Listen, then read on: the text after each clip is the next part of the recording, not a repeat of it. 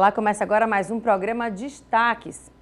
E agosto é o mês da conscientização sobre o câncer de pulmão. A doença que acometeu nesta segunda-feira a atriz Aracy Balabanian é o segundo câncer mais comum em homens e mulheres no Brasil, sem contar com o câncer de pele e o não melanoma, né? São estimados mais de 30 mil novos casos de câncer de pulmão a cada ano e quase 30 mil mortes. A oncologista clínica Luciana Castro falou sobre esse tema. Acompanhe. Doutora, muito obrigada pela sua presença aqui com a gente. A gente está nesse mês de agosto, né? Mês de conscientização com relação à doença do câncer, ao câncer do pulmão, né? A gente teve essa perda recente aí, bem recente, da atriz Aracy Balabanian, né? Que morreu de câncer, diagnosticado de câncer de pulmão. Como é que a gente faz esse diagnóstico, né? E, sobretudo, como é que a gente previne essa doença? Muito bom, olá. É um prazer estar aqui, adoro falar sobre esse tema, trazer informação, conscientização para todos os ouvintes. Bom, e primeiro respondendo à sua excelente pergunta, a prevenção do câncer de pulmão, a primeira coisa é realmente não fumar. O cigarro ainda é um dos principais fatores de risco para o câncer de pulmão, mas existem outras coisas, história familiar, então se a pessoa tem história de câncer de pulmão, e principalmente em quem não fumou, a gente tem uma associação com a hereditariedade. Exposição à poluição é algo que está vindo muito, alguns trabalhos recentes mostrando que cada vez mais a poluição ela tem uma associação com o câncer de pulmão e exposição às vezes de trabalho, de produtos químicos, a inalação também tem essa associação. Existem alguns exames para uma população específica, que é um tipo específico de tomografia, que ela é indicada para aqueles pacientes que têm uma carga tabágica alta. O que é isso? Aqueles pacientes que fumaram muito, por muito tempo.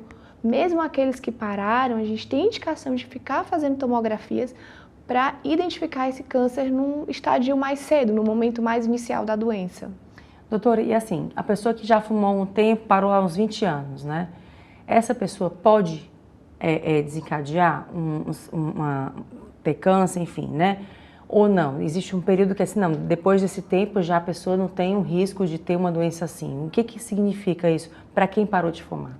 Para quem parou de fumar, o tempo é importante. Então, quanto mais cedo você parar, o seu risco ele vai diminuindo ao longo do tempo. Zerar, praticamente ele não zera, até porque existem outros fatores, né, do câncer de pulmão. Então, eu tenho alguns pacientes que fumaram super pouco, mas que desenvolveram câncer de pulmão. Talvez aquele câncer de pulmão nem esteja associado ao cigarro, né? Mas então, por isso aí já fica até a mensagem. Se você não parou ainda, parar hoje é melhor do que parar amanhã ou parar ano que vem, porque realmente você tem uma redução do risco, mas a gente não consegue zerar esse risco. E a gente tem essa moda do vape, né? Vape, né? Que a juventude tá usando indiscriminadamente, com a premissa de que não é danoso como cigarro, mas ao mesmo tempo é mais cheiroso, agradável, enfim, socialmente falando, né, tem sido cada vez mais aceitável, digamos assim.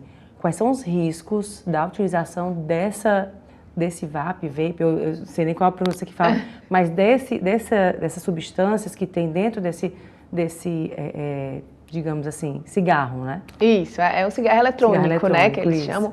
Ele veio com a proposta inicialmente de tentar ajudar os fumantes a pararem, né, pelo movimento, né, a gente também, a movimentação do cigarro traz um vício, né. E na Inglaterra, inclusive, ele é recomendado, mas o que aconteceu é que a gente viu que desvirtuou. Não é mais isso que está acontecendo. Ele tem substâncias tóxicas, substâncias químicas, substâncias que levam ao vício e a população que não fumava, de jeito nenhum, está fumando.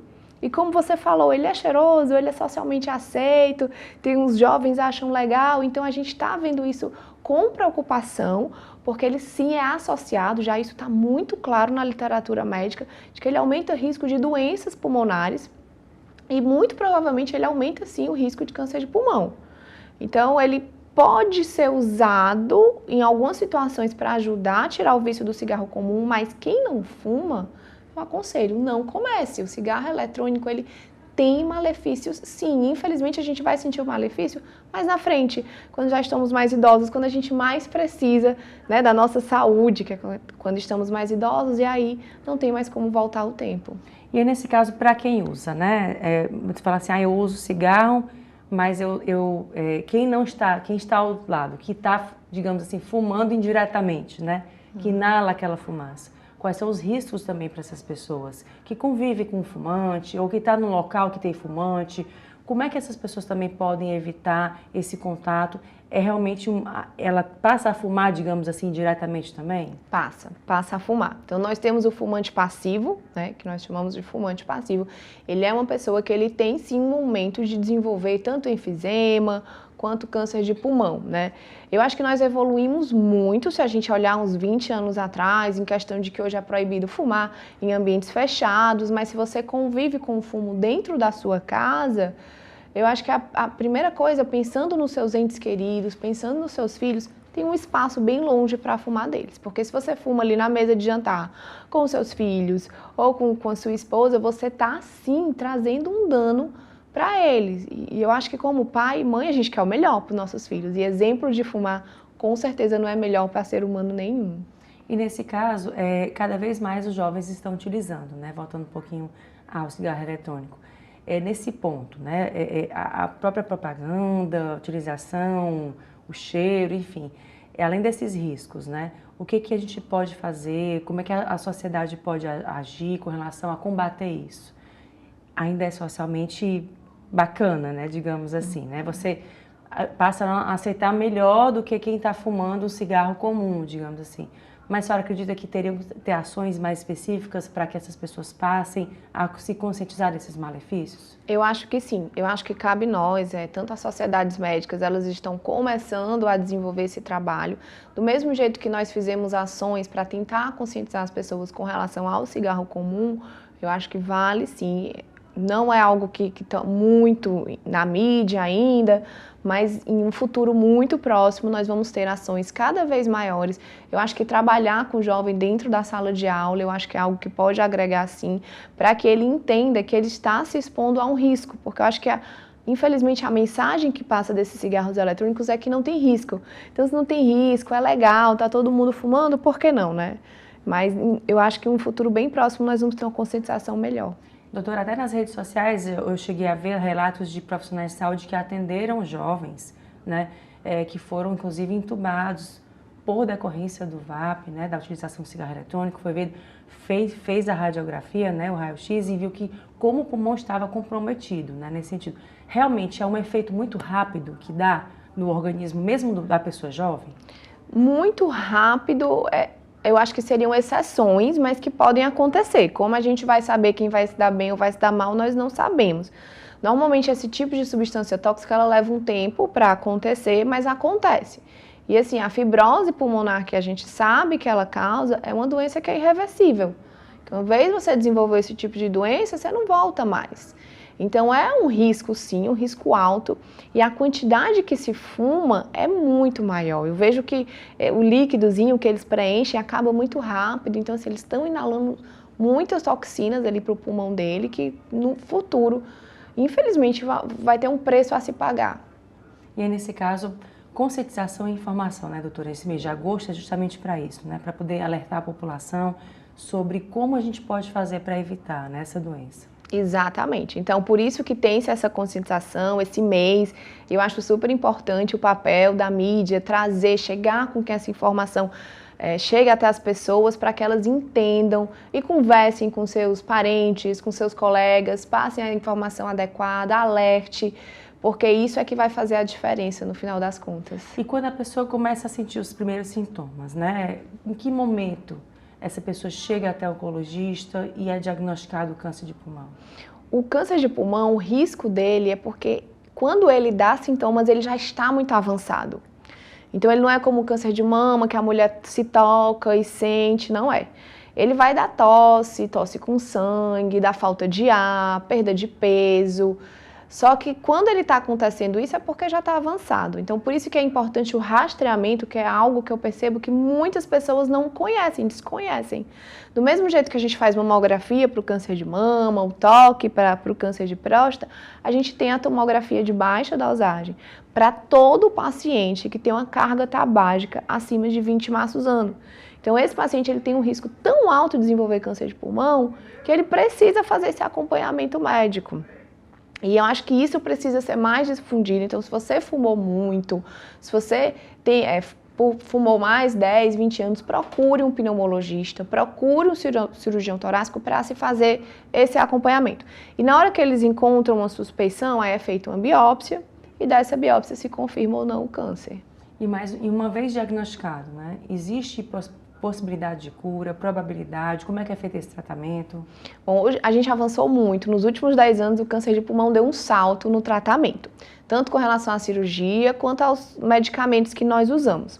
A chance de cura de um paciente que ele é diagnosticado bem no comecinho, no estágio 1, que a gente chama, é em torno de 70% a 60% em 5 anos. Né? Então, nos primeiros 5 anos pós-diagnóstico, esse paciente tem uma chance de estar curado nessa porcentagem. Quando a gente passa para os estadios mais avançados, a gente já reduz para 30%, e quando a gente encontra que, infelizmente, muitos pacientes com câncer de pulmão são encontrados já no estágio metastático, que é quando saiu do pulmão e foi para outro órgão, aí a gente fala em controle da doença, a gente não fala mais em cura. Né?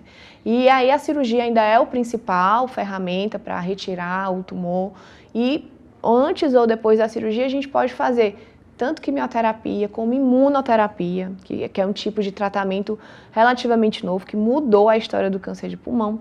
E o câncer de pulmão ele tem vários subtipos. Então, tem subtipos em que a gente pode fazer o tratamento com medicações orais, que não são quimioterápicos e que o paciente tem uma excelente qualidade de vida e consegue trabalhar, viajar, fazer tudo durante o tratamento.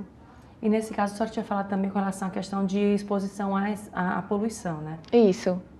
É quase impossível a gente evitar, né, assim, no dia a dia. Existe a utilização de máscara, pode auxiliar, um trabalho específico que a pessoa faz, né, um trabalho numa indústria, algo mexe com produtos químicos, enfim. O que ela pode fazer para evitar? Com relação à poluição, o uso de máscara especificamente, ela acaba que eu acho que não vai ajudar muito, porque são partículas muito pequenas, mas ainda é algo que precisa ser avaliado melhor. Com relação à exposição no trabalho, se você exerce alguma atividade ocupacional que você sabe que está inalando algum produto, procure o médico do trabalho. Existem os EPIs, que são os equipamentos de proteção individual específico para esses trabalhadores. E toda indústria que expõe o trabalhador a esse tipo de possíveis toxinas, tem a obrigação de ter o médico do trabalho. Então, o médico de trabalho vai adequar o EPI da pessoa. E se o médico do trabalho falou para usar o EPI, use, que tem gente que não gosta, que incomoda, tal. Então, use, porque é para a sua saúde, é para o seu bem. A gente tem leis brasileiras que regulamentam isso. Então, se tem uma lei que é para te proteger, não deixe de seguir a recomendação. E o câncer de pulmão, ele é mais identificado nas mulheres, nos homens, em que faixa etária? Nos homens a gente tem uma prevalência maior, apesar de que é muito frequente na mulher, se eu não me engano ele é o 4º câncer mais comum na mulher, no homem é o 3º ou 2º, se não me recordo as estatísticas, ainda porque o cigarro ainda é mais presente na população masculina, mas a partir dos 60 anos, normalmente ele é um câncer que ele vem em idades mais avançadas, não quer dizer que um jovem de 30 anos, 40 anos não possa ter, pode. Infelizmente, eu tenho casos de pacientes na faixa dos 30 anos que, infelizmente, desenvolveram câncer de pulmão. Normalmente são subtipos que não estão relacionados ao cigarro, mas o mais comum é acima de 60. E a gente agora vai para o intervalo e volta em instantes, já, com mais destaques.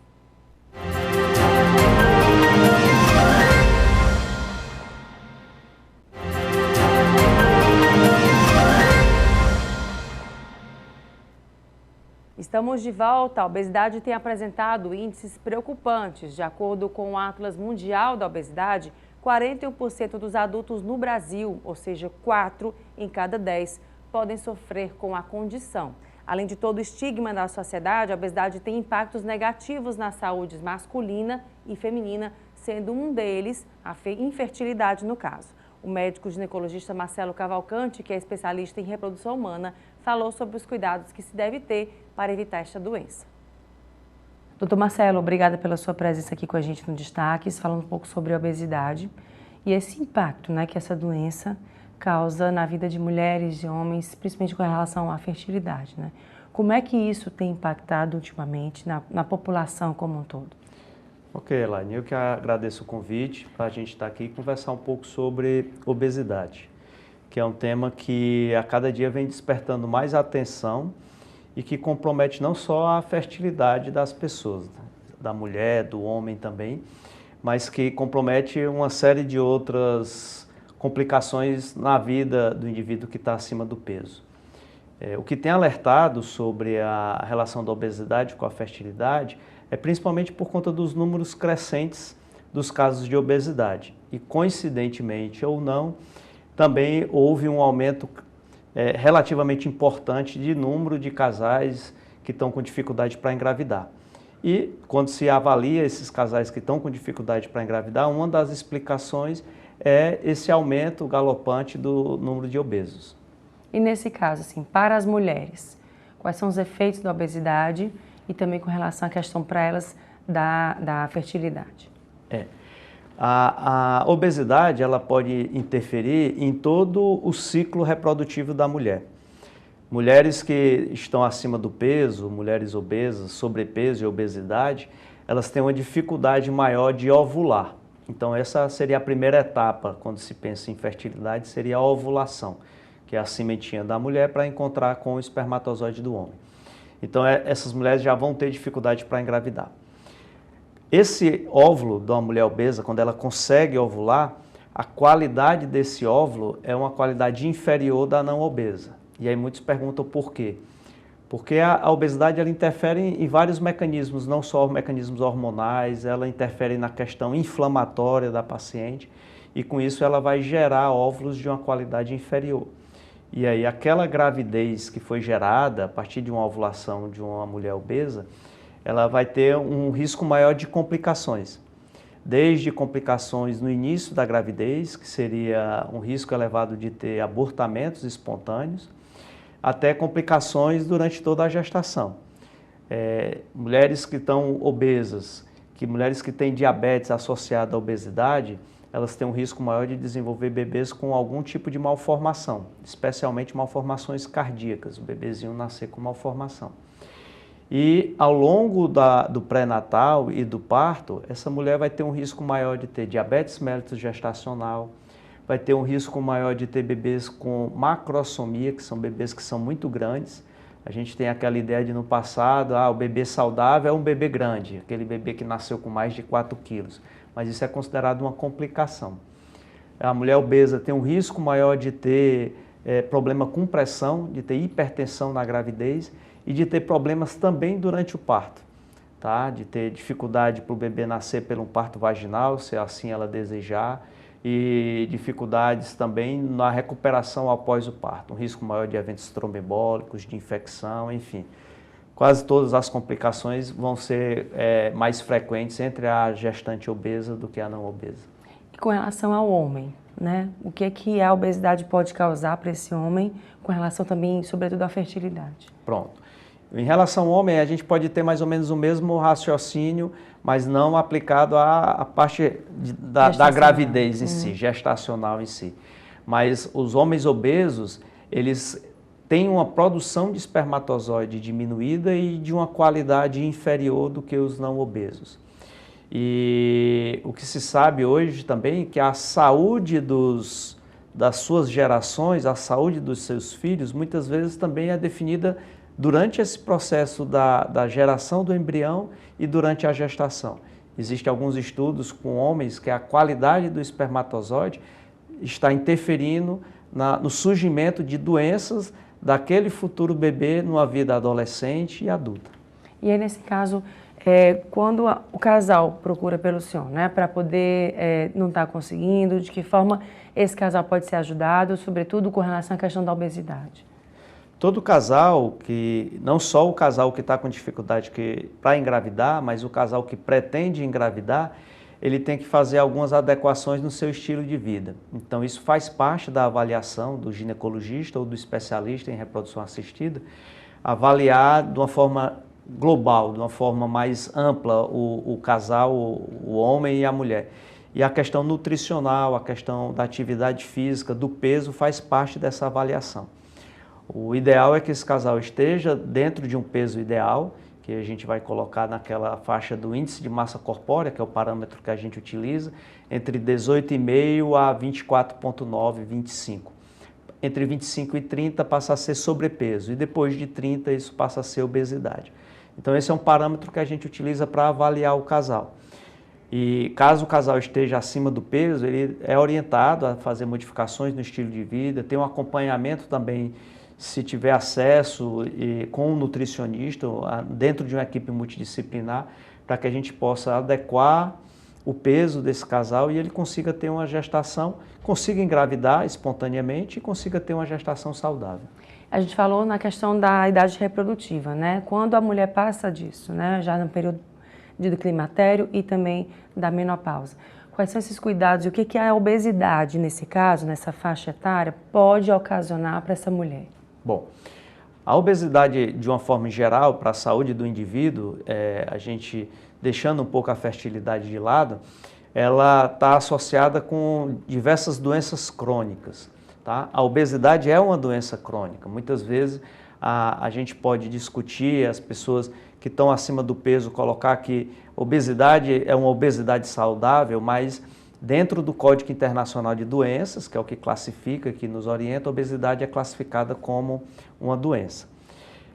E a obesidade está associada a doenças crônicas, como o maior risco de câncer, todos os tipos de câncer, tá? Ela está associada a um maior risco de diabetes, de hipertensão, doenças cardiovasculares, AVC, enfim, qualquer doença crônica que não tenha uma origem genética, a obesidade ela pode estar envolvida. E, por um outro lado, a grande outra visão que você pode ter, vamos dizer assim, uma visão mais otimista, é que é um fator de risco modificável. Tá? Existem, quando a gente fala em fatores de risco para doenças, existem alguns que a gente pode modificar, né? Enquanto que outros, infelizmente, não. Fatores genéticos, por exemplo, se uma mulher, ela teve uma irmã, uma prima que teve um câncer de mama numa idade jovem, ela tem um fator de risco genético e que isso é imodificável. Ela vai ter que conviver com esse fator de risco e o especialista conduzir na presença desse fator de risco. Enquanto que a obesidade, a gente pode modificar. Se ela voltar a ter uma dieta adequada, um estilo de vida, controlar o peso, aquele risco que antes era elevado, ela vai passar a ter um menor risco de ter câncer, de ter doenças cardiovasculares, diabetes, hipertensão e tudo mais. Voltando só um pouquinho para a questão da fertilidade, né? Uma mulher que é obesa, e ela passa a ter se reeducar com relação à alimentação, voltar e reduzir o peso, né? Essa mulher, ela passa a ser mais fértil? Há uma relação direta? Existe. E muitas vezes não precisa retornar àquele IMC, o índice de massa corpórea que a gente considera o normal, tá? Muitas mulheres que estão acima do peso, elas, por modificações hormonais que estão relacionadas à obesidade, ela não consegue ter ciclos ovulatórios, ela não consegue ovular, passa longos períodos até sem menstruar. E muitas vezes quando ela tem o seu estilo de vida readequado, que ela entra numa dieta adequada, que perde peso, às vezes perder em torno de 5 a 10% do peso já faz com que ela volte a ter ciclos menstruais ovulatórios, que ela consiga ovular espontaneamente e assim ela já consiga engravidar naturalmente. Então, às vezes, a gente sabe da dificuldade, é um processo longo e a gente que trabalha com reprodução assistida tem que encontrar um equilíbrio, porque muitas vezes a paciente não vai ter aquele tempo para que ela possa perder peso suficiente, que ela consiga chegar num peso ideal para só então engravidar, porque ela tem também algo que fala contra a fertilidade, que é a idade cronológica dela. Então, muitas vezes a paciente nos procura aos 30, 35 anos e já vem naquela luta para reduzir o peso, não consegue, e aí a gente também não pode chegar para essa paciente, não, eu só vou tratar a sua fertilidade quando você estiver no peso ideal. Ela vai perder o tempo, entendeu? Então, o mínimo que ela consegue perder, o pouco que ela consegue adequar ao estilo de vida dela, às vezes no curto espaço de tempo ela vai ter um benefício muito grande. A gente fala muito agora da obesidade, né? Mas outro distúrbio alimentar com relação à questão da anorexia. isso também pode atrapalhar, a gente sabe, a saúde como um todo, mas também a fertilidade, uma vez que pode ocasionar também a ausência de menstruação? Sim. Os extremos são perigosos, e não só para a fertilidade, como para a nossa saúde como um todo. Então, aquele mesmo parâmetro que a gente utilizou do índice de massa corpórea, entre 18,5 e 24,9, quando ele está abaixo do 18, essa paciente está numa condição de desnutrição, que muitas vezes pode ter associação com a anorexia nervosa. A desnutrição também impacta na saúde reprodutiva da mulher. Ela também passa a ter ciclos anovulatórios. Ela pode, uma vez se ela consegue engravidar, se ela não tiver uma dieta adequada, ela pode comprometer essa gestação. Existem déficits nutricionais que podem levar a malformações também no bebê e complicações durante a gestação. E nesta terça-feira, dia 8, será realizada a live O Mercado Digital é para você. A live será realizada às 19 horas no canal do YouTube do Sebrae. E o público-alvo são os empreendedores locais que têm interesse em vender e até exportar seus produtos por meio do comércio eletrônico. Paulo Henrique Teles, que é gerente de projetos da Secretaria do Desenvolvimento Econômico, deu mais detalhes. Confira. Paulo, obrigada pela sua presença aqui no Destaques. Vamos falar um pouco sobre essa ação que vai acontecer nessa terça-feira agora, né? A live com relação à questão dos fornecedores para esses sites de vendas, né? Conta um pouco para a gente como é que vai acontecer. Bom, eu que agradeço, em primeiro lugar, dizer que essa é uma ação a pedido do governador Elmano. Ele tem um olhar muito direcionado para a pequena empresa, você que está nos acompanhando, que tem um pequeno negócio aqui no interior, preste atenção nos detalhes que nós vamos passar agora e nessa live de amanhã. E é nesse caso, nessa live, o que vai ter? Me conta um pouco sobre esse trabalho que vocês estão realizando junto com o Sebrae, não é isso? E agora a plataforma é a Amazon nesse caso, né? Foi a primeira, é isso? Exatamente. Nós fizemos um chamamento público para as plataformas se apresentarem, porque nós queremos que a pequena empresa tenha a oportunidade de vender. E às vezes há uma dificuldade de acesso, de logística. Só que as plataformas já têm isso pronto. Então, a nossa ideia foi de que, uma vez a pequena empresa se cadastrando na plataforma, ela já pode vender para o Brasil todo, inclusive para os Estados Unidos. E a primeira que respondeu foi a Amazon. Então, nós fizemos uma parceria com o Sebrae e a Amazon, e amanhã nós vamos estar falando na live detalhe de como vai ser essa capacitação, aprofundando dicas, orientações, porque não é simplesmente colocar um produto no ar. Você tem que ter todo um preparo para isso. Então, vamos dizer quais são as ciladas que você deve evitar e dicas de como ser competitivo, como vender mais através da plataforma. Pois é, a gente tem muito isso, né? Assim, a gente tem uma potencialidade muito grande de empreendedorismo aqui no estado do Ceará, né? E por muitas vezes as pessoas acabam não chegando além, né? Isso. Produtos muito bons, de boa qualidade, mas não conseguem chegar nesse além, né? Alguns pontos, às vezes algo pontual mesmo, né? Que Sim. Você precisa só fazer aquele ajuste e aí dá certo, né? E aquele negócio deslancha. É exatamente essa vivência, esse momento que vocês querem fazer junto com esses fornecedores. É verdade. A gente sabe que nosso artesanato é riquíssimo, né? Se nós pegarmos aqui de norte a sul do estado, o que tem de artesanato feito com capricho, com qualidade e que é desconhecido. Então, a plataforma ela propicia que a pessoa consiga colocar seu produto com mais visibilidade e às vezes alguém da região, do entorno, não sabe que você vende aquele produto. Então, precisa sim dar essa visibilidade, já falamos da logística e na live a gente vai dar uma orientação também sobre gestão. É importantíssimo fazer isso com todo cuidado, né? Mas também não pode se perder a oportunidade.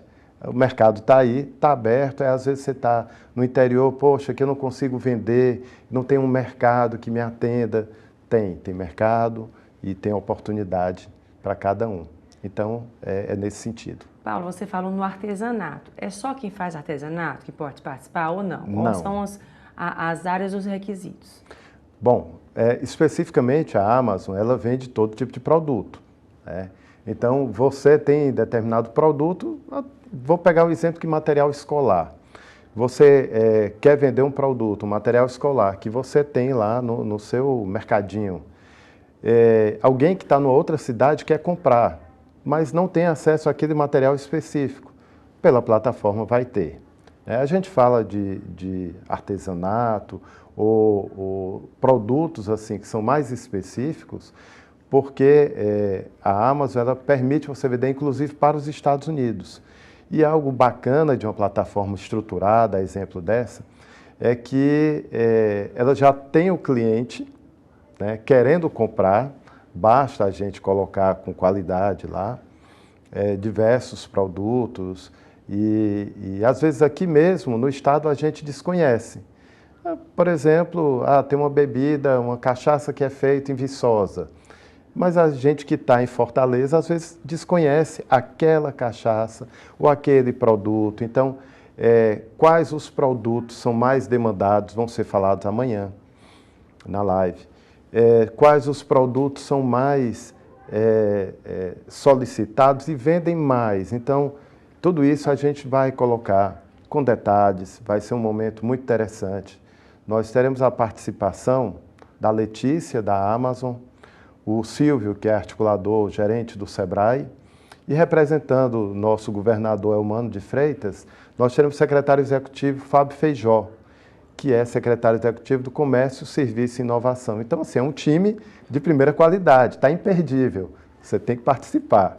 E nesse caso, essa live, ela está sendo realizada nessa terça-feira, que horas e qual o perfil? Pronto. Então, para quem está nos assistindo agora, terça-feira, dia 8 de agosto, às 19 horas, vai estar... você pode procurar nas plataformas, nós estamos divulgando na Secretaria de Desenvolvimento Econômico, todas as nossas plataformas, do Sebrae Ceará também. Mas a live vai ser transmitida pelo canal do Sebrae Ceará. Como todo mundo sabe, Sebrae começa com S e a plataforma que vai estar abrigando essa live de amanhã. A gente tem aí a presença da Amazon aqui também, é um ponto importante, no sentido da logística também, né? Sim. Uma notícia recente é que a Amazon ela ampliou a sua capacidade de armazenamento. Ou seja, a Amazon já está em todo o estado do Ceará. Essa live não é só para quem é cearense, tá? Nós estamos falando aqui porque é uma iniciativa do governo, mas quem é de outros estados que esteja assistindo também pode participar. Mas especificamente aqui para o Ceará, a Amazon ampliou o seu centro de distribuição, duplicou o tamanho, e quando uma grande empresa dessa duplica o tamanho é porque ela sabe que tem demanda. E a gente, que muitas vezes está lá com o nosso pequeno negócio, às vezes afastado de um grande centro, precisa aproveitar essa oportunidade, atender essa demanda e fazer, porque aí é o chamado ganha-ganha, né? A pequena empresa que está fornecendo está ganhando e o cliente que vai receber o produto com qualidade também. Ok, Paulo, muito obrigado pela sua presença aqui com a gente. E para quem quiser saber mais, lembrando, com relação à live, como é que faz para participar? Bom, eu queria, antes de mais nada, deixar um recado do nosso governador. O governador Elmano de Freitas pediu que nós disséssemos que essa é uma das primeiras ações que o governo está fazendo nesse segundo semestre, muito voltado para você que está pequena empresa, que está, sobretudo, distante, né, da capital. Então, é uma abrangência estadual. E quem quiser participar, mais uma vez, vá lá, entre na Secretaria de Desenvolvimento Econômico do Ceará, S de dado é de escola, e também, obviamente, assista amanhã no site, no canal, no YouTube, Sebrae Ceará. E a gente agora vai para o intervalo e volta já já, em instantes, com mais destaques.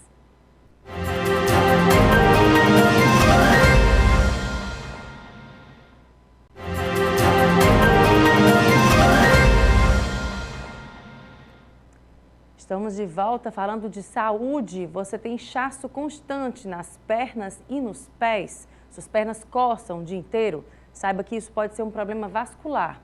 Para isso foi criada a campanha Agosto Azul e Vermelho, que alerta sobre os cuidados com a saúde vascular. O médico Vicente Freire, que é presidente da Sociedade Brasileira de Cirurgia e Angiologia Vascular, Ceará, esteve aqui na TV Otimista e falou sobre esse tema. Acompanhe.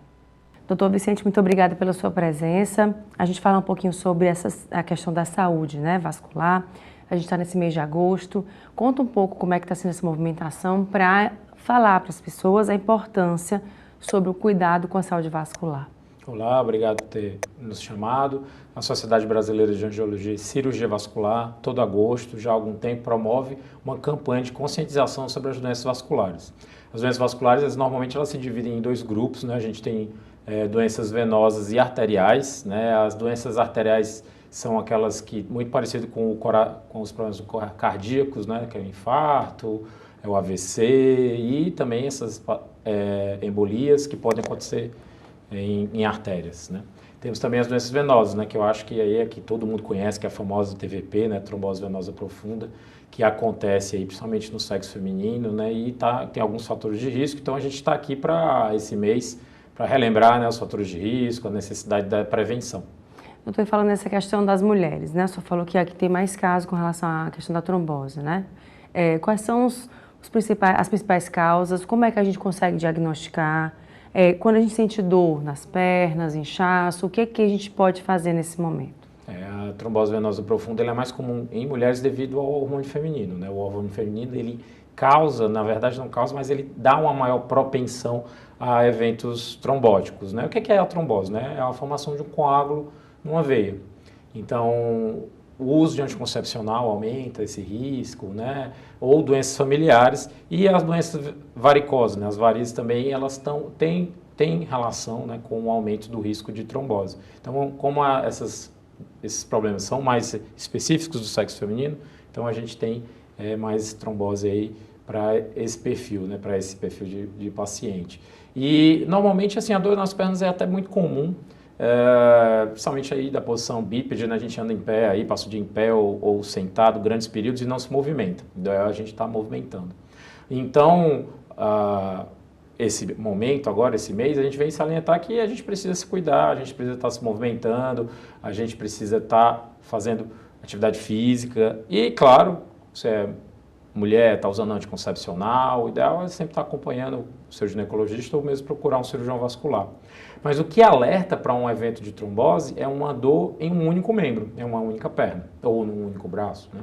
E normalmente está associada a inchaço e a gente chama de empastamento, né? É aquele inchaço que ele não é mole, ele é duro, né? Então a perna chega a fica inchada de uma maneira que fica túrgida, né? Que fica muito cheia. Portanto, é que existe a sensação mesmo como se a perna estivesse cheia, fosse até explodir, por conta desse aumento, na verdade, do membro, né? Que na verdade está relacionado ao fato que o trombo ele se forma na veia, a veia é responsável pela drenagem do sangue da perna. Consequentemente, se você tem dificuldade de drenar o sangue, então, aquele sangue acumula, então dá essa sensação, mesmo como se fosse explodir. Pensa aí, né? Algo que quer sair e não está conseguindo, né? Então, realmente está relacionado, então, inchaço em uma única perna com essa sensação de, a gente chama de empastamento, é o mais comum. E nesse caso, qual é o especialista que se procura, né? Quais são os exames que são feitos? Como é que é feito o acompanhamento uma vez que a pessoa passa a identificar isso?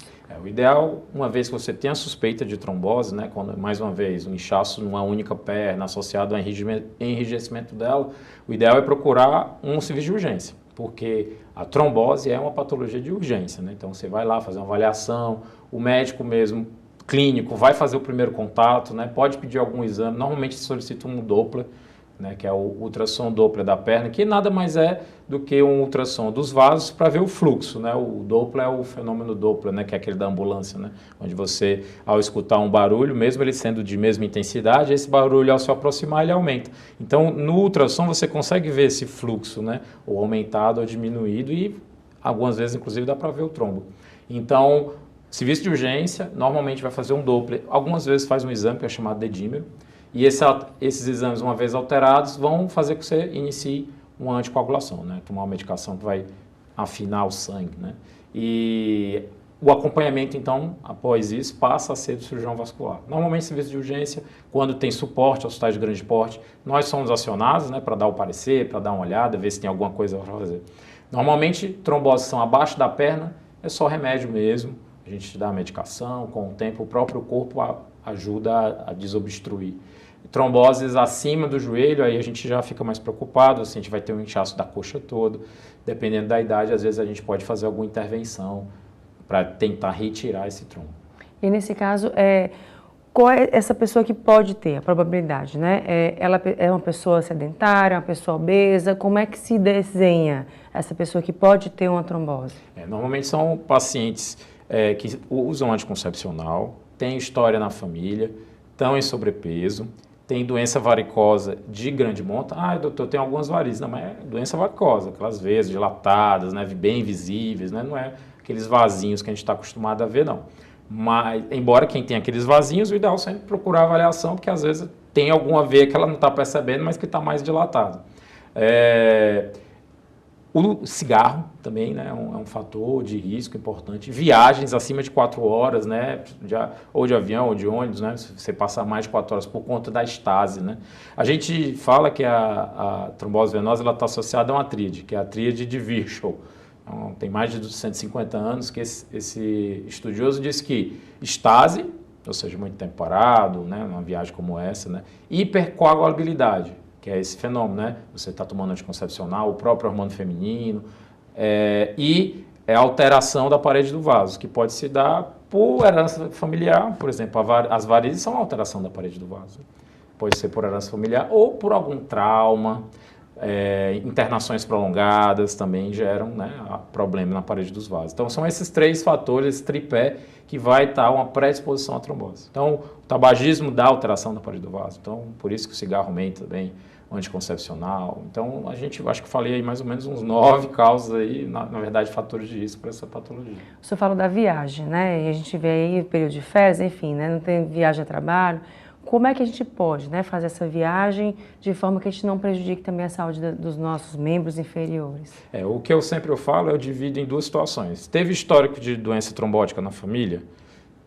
Tem algum outro fator de risco maior, né? Por exemplo, está sobrepeso, passou por cirurgia recente, faz uso de anticoncepcional, eu normalmente aconselho o uso da meia elástica. Então, a gente passa no consultório meia elástica e algumas vezes, dependendo do grau de risco, né, tem paciente que já teve trombose prévia, o ideal é até fazer, muitas vezes, alguma profilaxia com alguma medicação. Tirando esses pacientes, a população em geral é movimentar. Então, passou mais do que 3 horas ali naquele avião, o ideal é dar uma voltinha, vai até o banheiro, volta, faz movimentos como se fosse acelerando o carro para mexer a panturrilha, né? Então, a gente tem que mobilizar, né? A gente recentemente fez uma viagem com uns amigos e aí a gente teve uma hora que parou assim e começou a fazer aquele exercício como se fosse levantando a ponta dos pés. Para quê? Para movimentar a batata da perna, que aí justamente é o que a gente chama a panturrilha do segundo coração. Que uma vez que ela movimenta, faz o sangue fluir. Faz o bombeamento, né? Como se estivesse bombeando também, isso né? Mesmo. E nesse caso, o senhor falou a respeito dos hormônios femininos, né? Quando a mulher entra na menopausa, essa chance diminui ou não? Se ela não fizer reposição hormonal, sim, diminui. O hormônio feminino, eu brinco que é uma faca de 2 gumes, né? Protege das doenças cardíacas, né? Infarta menos, tem menos AVC, mas ao menos no tempo predispõe a eventos de trombose ou embolia pulmonar. É uma predisposição, né? Aumenta o risco, né? Hoje em dia, cada vez mais os hormônios eles estão diminuindo a sua concentração. A gente vê aí, por exemplo, outras alternativas como o DIU, né? Que tem mesmo o DIU com hormônio, que é o DIU de progesterona, é uma quantidade muito pequena. Então, cada vez mais a indústria está trabalhando para diminuir essa concentração hormonal, porque a gente sabe que é hormônio dependente. Então, quanto mais, né? Então, hormônios mais antigos, a gente tinha muito mais evento do que tem hoje, ainda bem.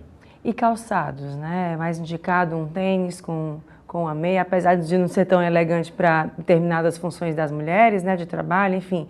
O que é mais indicado? Uma mulher que passa um dia com salto, a gente vê aqui o salto, né? Mas o que é mais indicado? A gente fazer um exercício em casa, ir para a academia, fazer uma caminhada, o que nesse caso para essa mulher seria mais indicado? O salto não está relacionado com o aumento de varizes, né? O ideal é até ter um certo salto, né? Até 5, 7 centímetros, eu acredito que dá uma certa postura, você até movimenta. Agora, o que acontece? Saltos muito altos, você perde a movimentação da panturrilha. Você não anda mais fazendo a mobilidade da panturrilha, né? Você anda quase que marchando, né? Por isso que saltos muito altos, você vê, as pessoas têm até dificuldade para andar, né? Que ela vai quase que marchar. Então, o ideal é que seja um salto que você não perca a mobilidade da panturrilha, né? Que você consiga fazer esse movimento que a gente chama de dorsiflexão do pé. né? Viagem é movimentar, né? Se você está achando que é melhor ir mais confortável, tranquilo, acho que viagens mais longas, o ideal é você ir realmente mais confortável, né? Pode usar um sapato de salto baixo, ou então até mesmo tênis, né? Mas isso para melhorar a movimentação, né? Então o ideal mesmo é movimentar. E nesse caso, para homens? A gente fala muito das mulheres, os homens também apresentam, e em que momento da vida isso acontece? O homem, o aumento das patologias acontece mais para mais idade, né? Idosos, né? Que tem mais. Como não tem tanto incidência, né, no sexo masculino, mas os fatores aí são muito semelhantes, né? Doença venosa, tem homem que tem veias muito grossas, né? Inclusive a gente opera aí, embora seja menos comum, ele também possui. O cigarro, né, também é um pouco maior no sexo masculino, então é um fator de risco que tem menos nas mulheres e tem mais nos homens, né? Então, apesar de ter uma maior concentração desse problema nas mulheres, os homens também, e o outro lado também, que é as doenças arteriais, né? As doenças arteriais, elas são mais comuns nos homens. Então, os infartos, o AVC, ou então alguma outra obstrução, né, os aneurismas, são mais comuns nos homens. Então, você vê, né, a doença venosa é mais comum nas mulheres, mas a doença arterial é mais comum nos homens. A gente falou do exercício, da importância do exercício, para tudo, né? Para a cabeça, para o corpo, para a saúde, para a longevidade, mas também com relação à alimentação. Existem alimentos, ou é mito, com relação à questão de esse alimento, determinado alimento, ele desincha. Esse outro, quando você tiver assim, você toma que ele desincha. Isso existe de fato? Existe. Alguns alimentos são diuréticos, né? O próprio chuchu, por exemplo, ele é diurético, né? Mas aí você desincha porque você faz mais xixi, né? Você urina mais. O ideal é as frutas, né? Principalmente e os cítricos, né, laranja, limão, eles têm alguns componentes que ajudam nas doenças vasculares, né, que são os flavonoides, né. Tanto é que a maior parte dos remédios, né, associados ao tratamento da doença venosa são à base de flavonoides, né. O próprio vinho é rico em flavonoides. Agora não vai exagerar, né, o vinho tinto tem mais do que os outros. Uma alimentação balanceada, né, eu acho que a gente tem que ter para poder conseguir realmente evitar a relação à atividade física. Hoje pela manhã eu estava vendo uma amiga relatando um estudo onde foram acompanhados 22 mil pacientes, deram um relógio daqueles de exercício para eles, que só contava os passos. E foi visto que quem tinha atividade física mais intensa tinha até menor risco de câncer, mas faz sentido, né? Embora não esteja o exercício ele não esteja associado diretamente, por exemplo, à perda de peso, né, mas ele está muito relacionado à história da saúde, né, da vida saudável, né? Então você tem controle do peso, né? Então você não pode até não conseguir emagrecer, mas você mantém estabilidade do peso, manutenção da massa muscular. Então, no longo prazo você vai ter o que? Mais disposição. Se você tem massa muscular, você tem mais disposição. Você vai ter, com certeza, menor risco de outras doenças, né, como o próprio câncer. A gente já está associado, né, exercício físico diminui aí, porque libera endorfinas, libera uma série de substâncias que predispõem à saúde, né? E claro, eu acredito, né, eu sou muito a favor, né, corpo são, mente sã. Então, o exercício físico está associado a uma melhoria até mesmo da mental, né? A gente sabe que naquele momento que você está dedicado ao exercício, você acaba focando naquela atividade, e isso gera o que a gente chama de um trabalho em relação às outras preocupações, aos outros problemas. Então, você tem realmente uma atividade física focada, faz com que você tenha um pouco, né, talvez, de menos estresse. Doutor, e além disso daí, a gente falar sobre outra coisa importante, que é a questão de ingestão de água, né, e dormir. Muitas vezes você passa assim, não vou dormir 5 horas, não vou ter que acordar cedo, enfim, passa por cima daquele horário de sono recomendado. É importante também para a saúde vascular, ingestão de água e você conseguir dormir de forma correta? Sim, como eu falei do vício, né, hiperestase, né, hipercoagulabilidade, né? O sangue mais viscoso, ele é mais fácil de coagular, né? Então, sim, a gente tem que manter uma boa hidratação. Tanto no período, principalmente que isso muda com o verão, o inverno, né? Então, você vê no verão, você perde muita água, você desidrata mais fácil, então o ideal é estar mantendo aquela hidratação. E o sono, assim, não existe, todos os trabalhos mostram que a quantidade de sono ela varia um pouco de pessoa para pessoa e varia na idade, né? Mas, assim, entre 6 e 8 horas é o que está recomendado. A gente sabe que quem dorme menos do que 6 horas tem uma tendência a não ter uma boa noite de sono. Isso aumenta a produção de radicais livres, né? Então, isso faz com que a pessoa tenha um pior dia, né? E se ela tem um pior dia, isso é um fator pré-exponente para várias outras coisas, né? Então, se ela tem um pior dia, ela se estressa mais, ela fica mais preocupada e por aí vai. Então, realmente, a questão de medir a qualidade, a quantidade do sono, né? Está muito relacionada a ver quantas horas você realmente acorda bem. Você está acordando bem? Então, você teve uma noite de repouso, né? Então, o ideal é você ter essa ótica na cabeça. Hoje eu acordei bem, então eu tenho que tentar manter aquelas horas lá de repouso, porque senão realmente é uma bola de neve. Não é só isso, né? Tem outros problemas, a gente pode se alongar aqui falando só sobre o sono, mas a gente sabe que relacionado aumenta o estresse, causa envelhecimento, né? Faz com que a pessoa tenha problema de respiratório, porque ela não dorme bem, ela acaba acordando no meio da noite, tem mais predisposição a doenças respiratórias e por aí. Então, assim, o sono também, mas eu acho que está mais relacionado com acordei bem, então pronto, aqui eu tenho que manter aquela quantidade de horas de sono. Doutor, a gente deu um passeio aqui sobre essa importância, né, que é a saúde vascular, mas além de tudo essa ação de agosto agora, né, vocês estão se reunindo tanto para informar a população, né, como para fazer ações pontuais. Conta um pouco como é que está sendo a programação. Então, essa é uma campanha que tem em todo o país. Nós, da Sociedade Brasileira Nacional, fazemos ações pontuais aqui no Ceará, no dia 26, um sábado, no Instituto Unimed, ali na Santos Dumont.